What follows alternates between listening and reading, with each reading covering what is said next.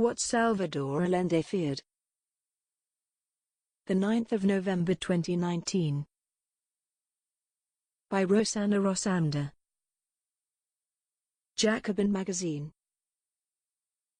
Translation by David Broder.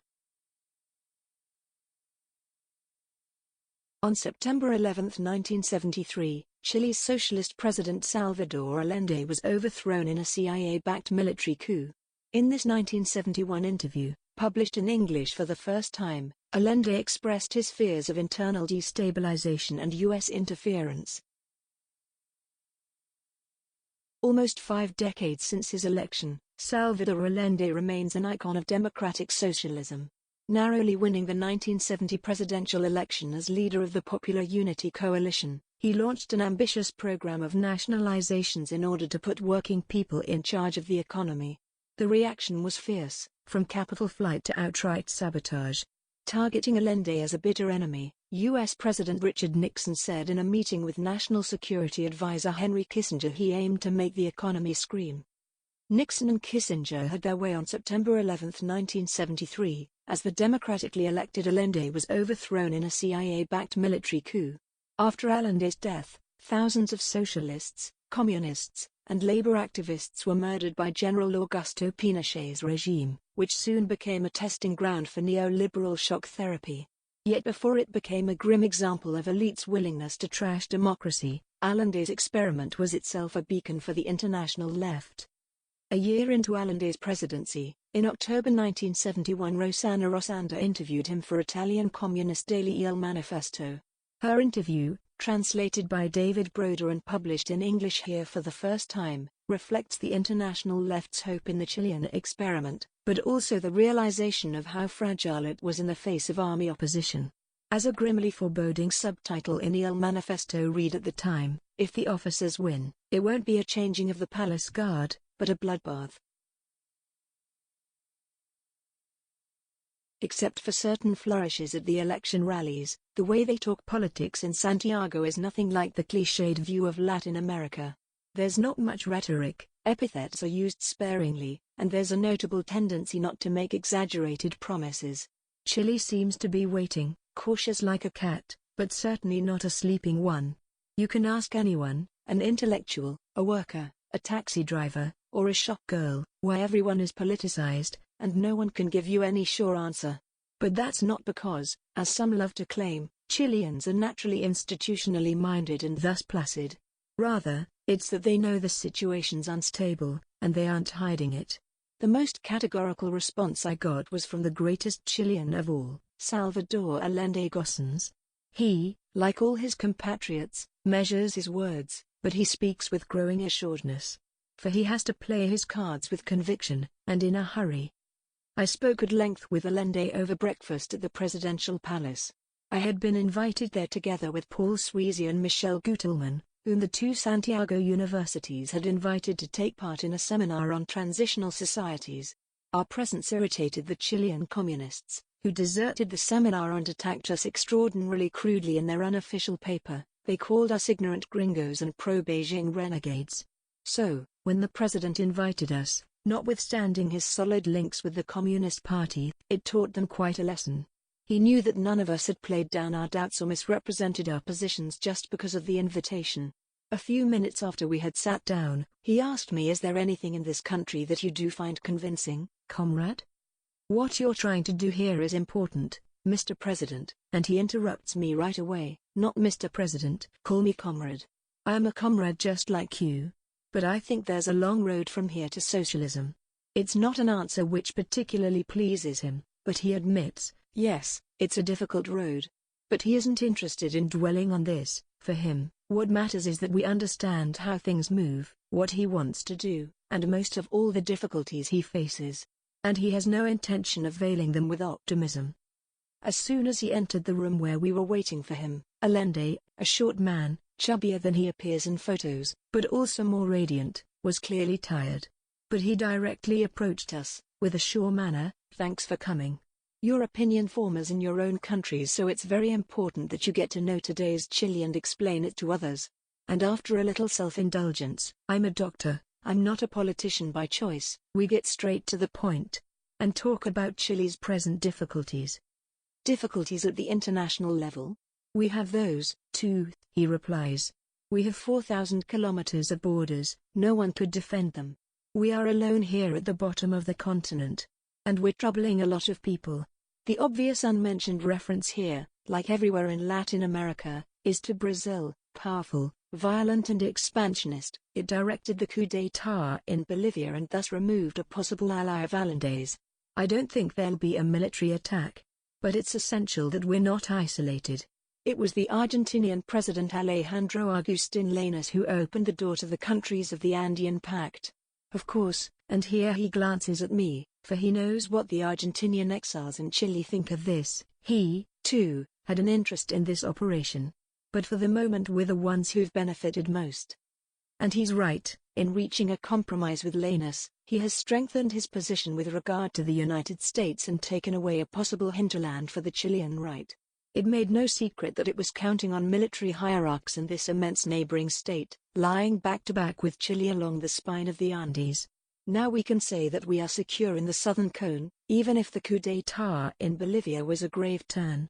A grave turn, but one that may end up even playing in Allende's favor, when Bolivia's Colonel Hugo Banzer imprudently dusted off the old demand for a sea outlet at Chile's expense. This at a stroke restored the unity of Chile's army, still the most uncertain point in Allende's plans, around the president.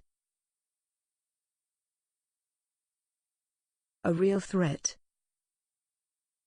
But what about the Americans? How does Allende evaluate U.S. Secretary of State Bill P. Rogers's statements after the Chilean government refused to compensate the owners of the mines that were nationalized? Was Rogers just spiteful, or was this a real threat? A real threat, Allende insists. Much more serious than anyone seems to have realized, here or anywhere else. And he repeats the argument he had already made in a blunt response to the State Department. As he puts it, the United States will not accept a state taking back the wealth plundered from it, even more so given that the Chilean case is a dangerous precedent, and so in response the United States blackmails all Latin America. But unlike what Newsweek, and, barely more hypocritically, the big Santiago paper El Mercurio, an enemy of Allende's, said, the Popular Unity government not only doesn't seek a rupture, but it is moving extremely cautiously. Essentially, it is targeting only those issues, like the mines, where it undeniably has justice on its side. The operation to calculate the compensation owed to Anaconda and Kennecott, mining firms, whose holdings were nationalized by Allende, ought to have ended with a clamorous not only do we owe you nothing, but it is you who still owe us around $400 million. Yet it was conducted without hubbub, with minimal recourse to sloganeering, and with maximum oversight by international experts. For Allende, the United States can do a lot to harm us. All the replacement parts needed for the copper industry come from the United States. And so, too, the chemical agents we need. They could shut off production from one day to the next. And will that happen? Let's hope not. But this is why we need international support. What, I ask, are the most serious short-term difficulties? Here, too, Allende is direct: foreign currencies and ensuring supplies. Chile has always needed to import food and other consumer goods, and with a real wage increase calculated at around 40%, there has been a resulting rise in demand for these latter. And they have to come from abroad, almost $300 million this year, and more the next year. Then Chile has to pay $360 million a year to cover its foreign debt, which has soared since the mines were nationalized. And it's no mystery that the currency reserves are running low, now no more than $100 million. Do you really have to pay? Allende looks at me askance. Chile will pay its due. We're talking about the big global banks, and making enemies of them would mean trouble. We need credit, Allende explains, and he makes no pretense that he's already found it.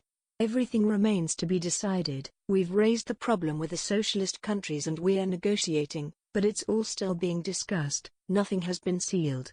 There's Europe, too, but it's far away, and as I'd later find out, Fiat, which seemed interested in easing relations in order to set up a major plant in Chile, was suddenly covered by 1,000 Italian government guarantees. There's Germany. There's Japan. With all those millions of dollars raked in this summer, it has to invest them somewhere. And indeed, Chile has spoken with Japan. But clearly thus far, Faced with American irritation, and perhaps uncertainty on Allende's domestic fate, no one has gambled on issuing major credit to Chile. Its industrial reconversion will take more than a few days, and for a while the agrarian reform will cost more than it takes in. And Soviet caution is manifest. Allende doesn't hide the fact that this is his main problem. He's sure that if he can resolve this one, then he can sort everything else out, on his left and his right. To his right, he's now at loggerheads with the Christian Democrats. They've all banded together in opposition to everything. But progressive Christian Democrat Radomir Tomic behaved differently at first, no? Yes, but today they're all on the other side. He says this with anger, bitterness, but also a half smile, hinting at the limits of the right-wing opposition. But the army has been neutralized for now. The Chilean army, he tells me, like everyone here does, is not the traditional instrument of coups d'état. It is the expression of a middle-class layer with strong institutional ties. Yet unlike others, the comrade president doesn't seem to harbor too many illusions. He is careful in the adjectives he uses, and for now settles for its neutrality.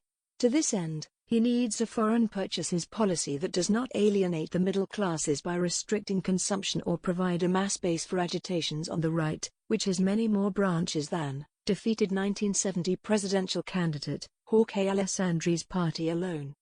All the more so given that a confrontation is looming over the famous bill to determine the areas of state intervention. Allende hurried to nationalize industries before most capital could flee. But it is obvious that under the current hailstorm, only protected small/medium firms are investing, and the Christian Democrats are seeking to limit how far government expropriations can go, in this, aided by Popular Unity's lack of a majority in Congress. Allende has thus proposed to list the areas of possible state intervention, the areas of mixed intervention and those left up to the private sector.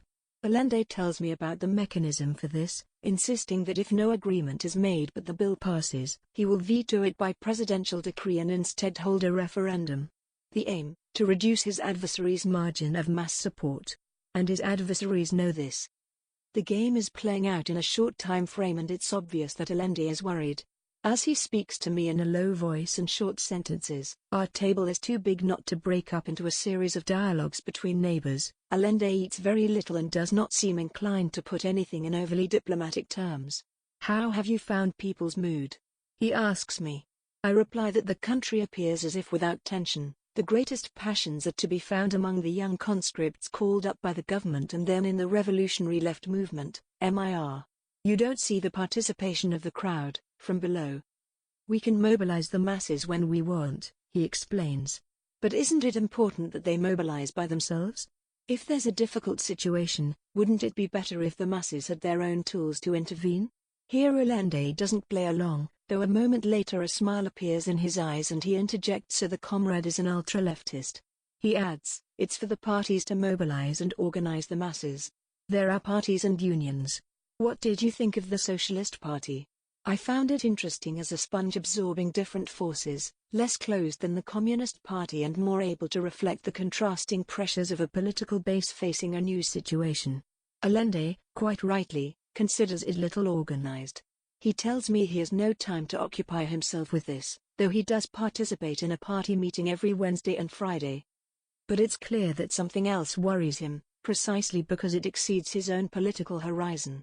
And this is the first emergence of a mass, or class presence, the one called into being by the MIR with the land occupations, which do not obey the rules of the political institutional game. These masses, and the MIR, which sometimes break out of any arranged rhythm, also need to be neutralized or at least channeled, though Allende doesn't say this openly. Not by accident, he assures me his relations with the MIR are excellent. At the personal level, his sister Laura, a doctor, he explains, has a son who is a MIR cadre and always has him and his comrades round her house. In Chile, these links count. A little after, once breakfast is over, I'm embarrassed to have monopolized the president, and I try to let the others have their go. But the tone soon changes. The discussion has turned to the trial that Allende has begun against a nephew of his in the MIR who has gone rather further in criticizing the army, in the pages of that party's newspaper, Rebelde. You should understand, the fact he's my nephew doesn't change anything. The president adopts a sharper tone, you mustn't play with fire. I will not allow irresponsible provocations. If anyone believes that in Chile an army coup d'état would play out like in other Latin American countries with a simple changing of the guard here at La Moneda, the presidential palace in Santiago, they're badly mistaken. Here, if the army breaks out of legality it means civil war. It's what happened in Indonesia. Do you believe the workers would let industry be taken off them? Or the peasants, the land? There will be 100,000 dead, a bloodbath. I won't allow anyone to play around with this. He truly believes this. But once again, as with the relationship with the masses, the only guarantee he sees is in the time that he himself is setting for the operation, his style of law-abiding offensive combined with a rare ability to break up the enemy front. Each more direct, more straightforward class offensive risks tipping the balance into the negative. I doubt that his nephew will go to jail, but rapping the knuckles of the mayor is now de rigueur, as is calling the workers to order, when necessary. As we prepare to break up, around 2:30 p.m., Allende tells us that he is heading to the north, to the vast copper mine of Chuquicamata, where workers have demanded a huge pay raise, an increase of between 50 and 70%. They can't do it, and I'm going there to tell them that. Who are they at war against? They are now the masters of the mine. It's not they who are the masters, Comrade President, but the state. Dr. Allende glares at me like a recalcitrant patient. The people is the master. Well, Comrade President, it is. It will be. A moment later, after we've said goodbye, he calls me back. I know that tomorrow you're going to Concepcion. I'm glad. It's important that you go there. I want to talk about it after, with calm. The fact is, the invitation to Concepcion comes from the Premier University, and it is there that the mayor has organized land occupations. Allende, who has already astonished me by showing that he knows what Il Manifesto is, believes in the virtue of debate, wants to convince, to defend his Chile, his line, to win everyone over, ultra-leftists included. But there won't be an after and I will not see Dr. Allende again. There's only a day between the return from Concepcion and my departure, and the evening before that a huge scandal breaks out. On the occasion of the Latin American Agricultural Trade Show, held in the presence of ministers and ambassadors, the agrarian right incautiously decides to denounce the government's statism, accusing it of undermining the values of property and peasant initiative. Allende, who had been supposed to attend the trade show, only sees the speech by Benjamin Matt, who perhaps thought he was covered because he is president for the Institute for Relations with Cuba, an hour before he was meant to speak.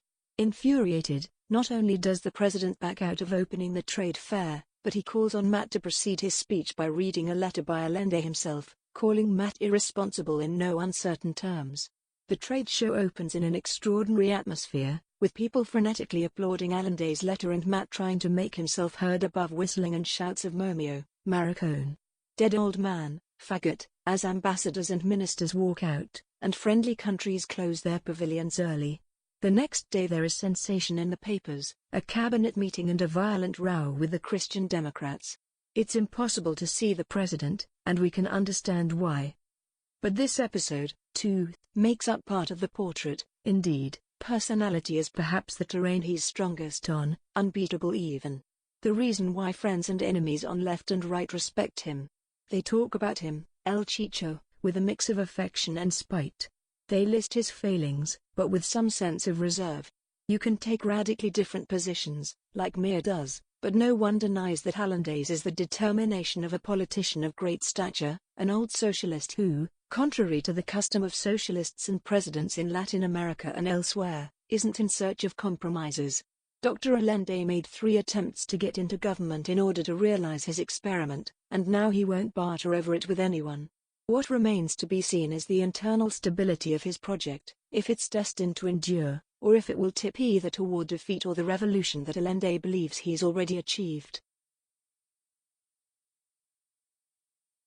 Postscript, September 18, 1973, don't call Santiago. 1 week to the day after General Pinochet and his junta seized power in a bloody coup d'état, resulting in Allende's death, Il Manifesto carried a report of a phone call with a comrade in the Chilean capital, Santiago. Last night we finally managed to make contact with Santiago. We rang the number of a house of comrades, and after many fruitless attempts we finally found someone to pick up. It was a dramatic call. On the other end of the line was the wife of a comrade, her voice choked with tears. We found ourselves unable to put our questions into words, out of our anxiety as well as the fear of compromising the person who answered. Here was our brief conversation, disrupted by interference and suddenly broken off after a few minutes. Il Manifesto. Tell us how you are doing. Santiago. There's just one word, Jakarta, Jakarta. Il Manifesto. Is the fighting still going on? Santiago. The junta is crushing everything. But Santiago is cut off. We don't know what's happening in the rest of the country. Il Manifesto. Are there a lot of dead? Santiago. It's just a massacre, a massacre. Now it is almost simply a massacre. Thousands of communists, comrades, workers have been killed. Il Manifesto. Can you tell us who? Santiago. Hundreds of our personal friends have been killed. Il Manifesto. What is the junta planning? Has it declared its political line? Santiago. All four in the junta are fascists. They are fascists. Has this been understood in Europe, in Italy? Has everyone condemned it? Il Manifesto. Yes, there's a general condemnation of the junta. It is isolated. There are strikes and demonstrations. The whole press is denouncing the massacre. Santiago. The borders won't be opened up again for now, you see. It's impossible. Do something. At this point, the connection broke off. The phone call was made taking special precautions. We invite comrades not to call Santiago.